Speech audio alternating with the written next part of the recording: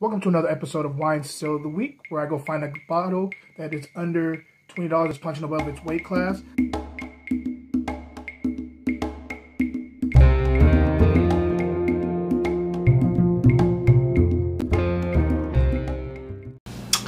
Hey, what up, y'all? It is another week. It's the end of the week. I hope everybody's having a wonderful week. Yo, let me ask you a question. Just a quick question. Have you ever had a week where you've been trying your best to help a lot of other people, like kind of bend over backwards to kind of make everybody else feel comfortable and, you know, just be better, you know, just to help them out. Not for yourself, but just to help people out. And it just falls flat. Like, you just can't win no matter what you do. I'm kind of having that kind of week. It's not a bad week. It's been a good week. It hasn't been a bad week at all. It's just I've been taking initiative to try to do extra stuff to try to benefit other people, and every time I've done it, like it's been the 5th try today, and it's just crickets.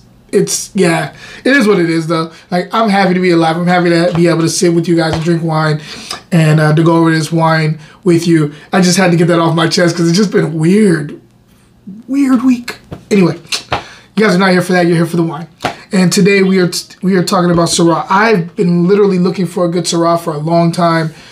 I don't know what it is. It's just I have Syrah on the brain. Maybe it's because it's getting a little colder. I want something a little bit more bolder. I want something a little bit more, I guess, something savory. And Syrahs tend to be like that for me. So with that being said, today we're in Napa Valley. We're talking about Robert Stevens 2020 Syrah. Put this up to the camera. Hopefully you guys can see that. And again, this is 2020. Yeah, this is Napa Valley Syrah, so I'm pretty sure it's gonna be pretty bold. So, but we'll see. You know, I could be totally disappointed off this and call this a dud. But anyway, let's get into it on the nose. So, blueberries going on here. I'm getting a little bit of like a kind of a wet tree bark thing going on here too. Definitely like a cinnamon spice note popping out the glass with me. There's also kind of like an exotic spice thing going on other than the cinnamon. There's something else here too. I get blackberries here. Let's go ahead and I literally just opened up this bottle, so I'm just hoping that I'm getting to the bottom of this.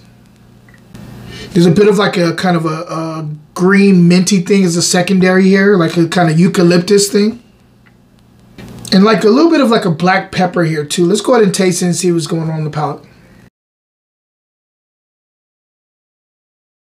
Yeah, that's very delicious. If you ever wanted a wine on a cold night to give you like a warm hug, this is it. Big bold fruit up front.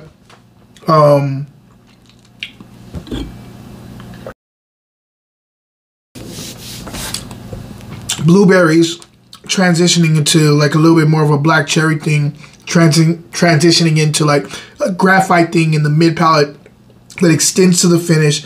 I'm also getting here this kind of like green herbal thing in the 3rd quarter to the finish, along with a little bit of like a bitter, like I would say seed, like a bitter seed on the finish, and some coffee grounds. So it does, like you can taste the movements in this wine as it goes down your palate, which is dope. I like that. It's great transitions, pretty seamless, but you notice what's going on. Let's talk about structure.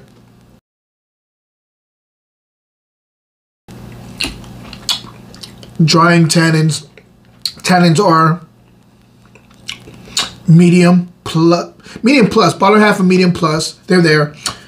Again, drying tannins, long finish. Has a little bit of a burn here, so it makes me think the alcohol may be a little bit up on this one, but it's very well balanced for the alcohol to be up. So even though, because like what's going on is you're getting all this fruit lushness up front, but it's kind of tailored in the finish because there's some decent amount of acid here. I would say it's like a medium acid, but this is like a higher end of medium acid with the less fruit. It kind of balances it out. So the alcohol that's probably on here, I'm going to check it in a second, see if I'm right. The alcohol that's probably on here is not it's not burning. Like you're not getting killed because it's very well balanced on the palate. It's bold and is as full body as this wine is. And now with that being said, let's check the alcohol because I am curious.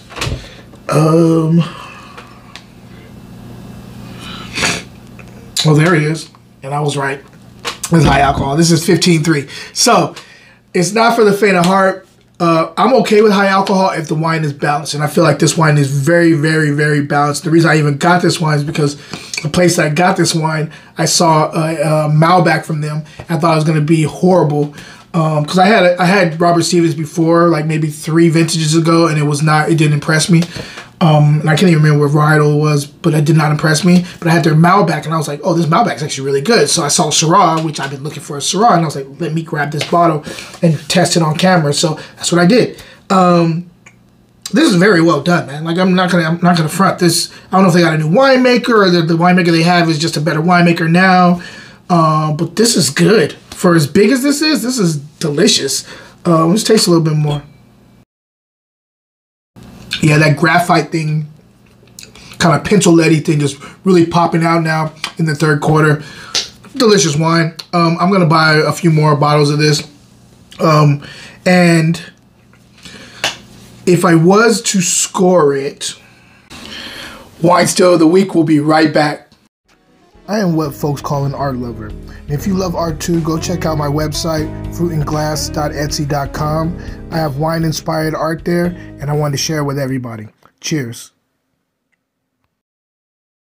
Now back to the show. If I was to score it, I would probably say 89 plus. Bordering on the 90. It's 89 plus. I'm going to say 89 plus. Where you can get this at is Grocery Outlet. Now, the reason I did Grocery Outlet this time, because I've been doing, I bounce around in other places, but Grocery Outlet tends to be one that I go to a lot. But this one, the reason I did it this week specifically is, guys, it's a 20% sale right now. So if you're in California or anywhere else that has a Grocery Outlet, you probably have 20% sale until Tuesday. Go buy cases of wines. Like everything I've been putting out here for like the last, 2 years, that you've heard me talk about with Grocery Outlet, if they have the bottle, buy some. It is 20% off, man. Take advantage of it. I highly recommend you do it. Other than that, question of the day. All right. Let's talk about Syrah since I have it here. In California, we're going to do a versus. I'm going to say, where is the best Syrah being grown between Mendocino and Paso Robles, because they have some Syrahs out down there that a lot of people are kind of gravitating towards. So, yes, Paso Robles, Mendocino. Where is your Syrah coming from? Hope you guys are having a wonderful week. I hope this is the perfect episode to get you into the weekend. And until next time, guys, cheers.